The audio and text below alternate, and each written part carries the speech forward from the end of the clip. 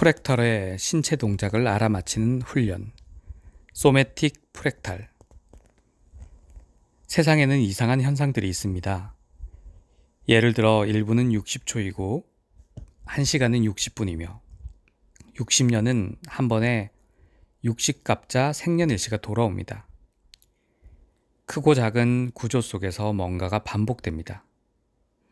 이것을 원형성이라고 부를 수도 있지만 다른 말로는 프랙탈이라고 하기도 합니다.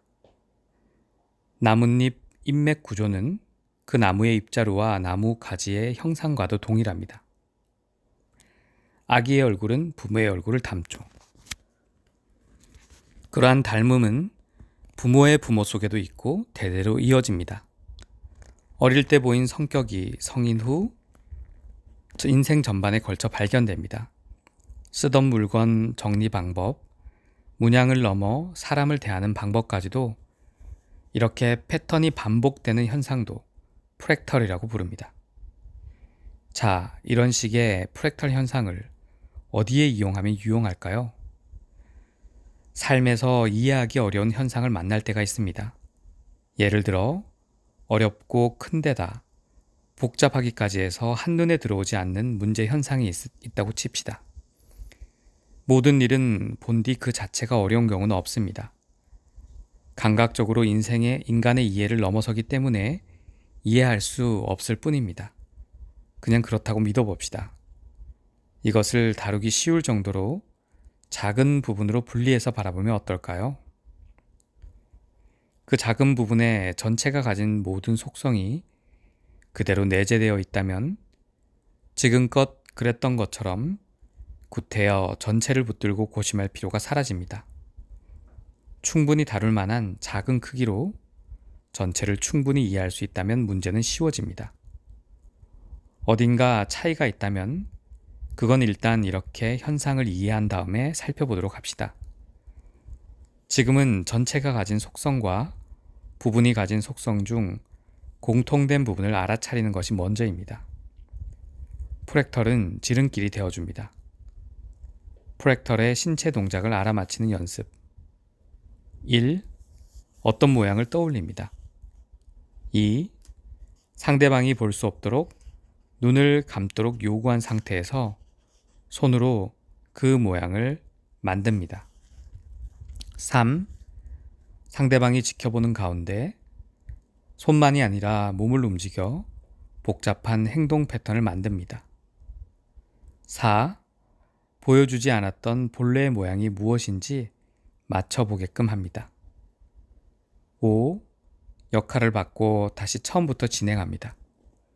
6. 변화 결과를 점검합니다. 토트. 1. 어떤 모양을 떠올립니다. 이번 기법은 프랙탈을 이해하기 위한 한 가지 시도입니다. 전체와 부분, 물질계와 정신계 사이를 연결하는 개념을 경험으로 이해하게 될 것입니다. 머릿속에 몸으로 표현할 수 있는 어떤 것을 떠올립니다.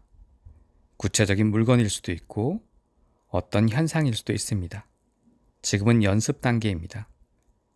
방금 떠올린 그것을 손으로 어떻게 표현하고 나중에는 몸으로 어떻게 표현할 수 있는지 상상해 보십시오.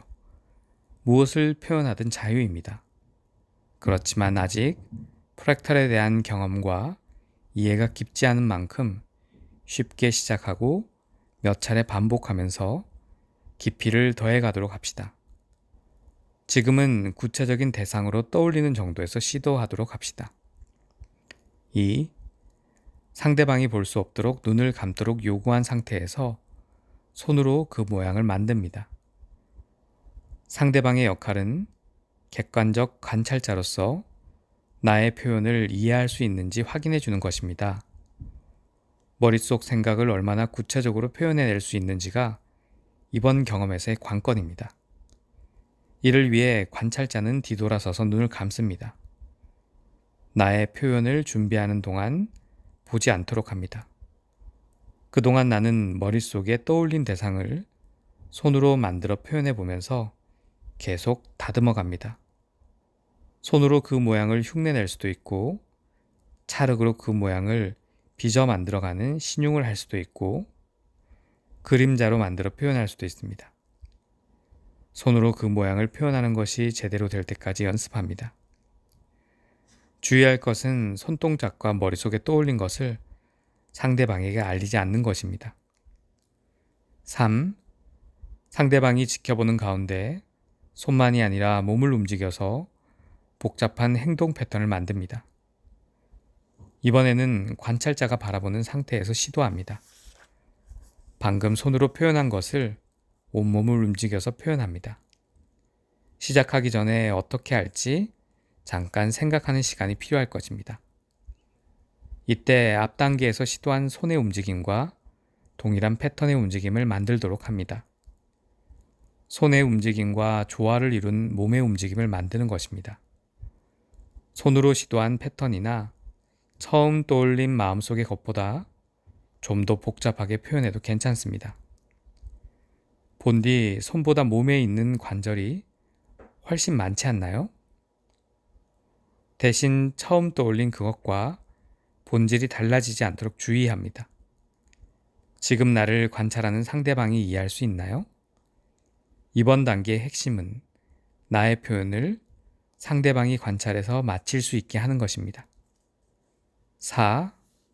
보여주지 않았던 본래의 모양이 무엇인지 맞춰보게끔 합니다.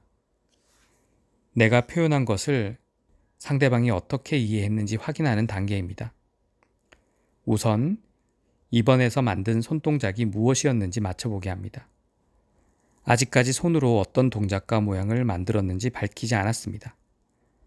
방금 전 몸 동작을 바탕으로 추론하여 관찰자가 그 손 모양을 직접 만들어 보게끔 합니다. 동작이나 모양 혹은 시도가 다르더라도 본질적으로 같은 것을 손으로 표현할 수 있습니다. 예를 들어 한 사람은 손으로 새의 모양을 만들고 다른 한 사람은 새를 찰흙으로 빚어내는 식으로 형상화할 수 있습니다. 그렇더라도 답을 미리 알려주지 않도록 합니다.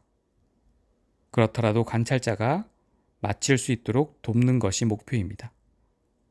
아무리 해도 답을 맞히지 못한다면 머릿속에 떠올린 생각은 그대로 유지한 상태에서 2번으로 돌아가 상대방이 보지 않게 한 상태에서 손동작을 바꾸고 3번의 몸동작도 바꿔 보여주면서 두 번째 기회를 부여합니다. 상대방이 손동작을 맞췄다면 이제 머릿속에 떠올린 생각이 무엇인지 맞춰보라고 요구합니다. 마치면 종료합니다. 이번 기법을 연습해보면 퀴즈를 내고 푸는 과정에서 재미를 느낄 수 있을 것입니다. 5.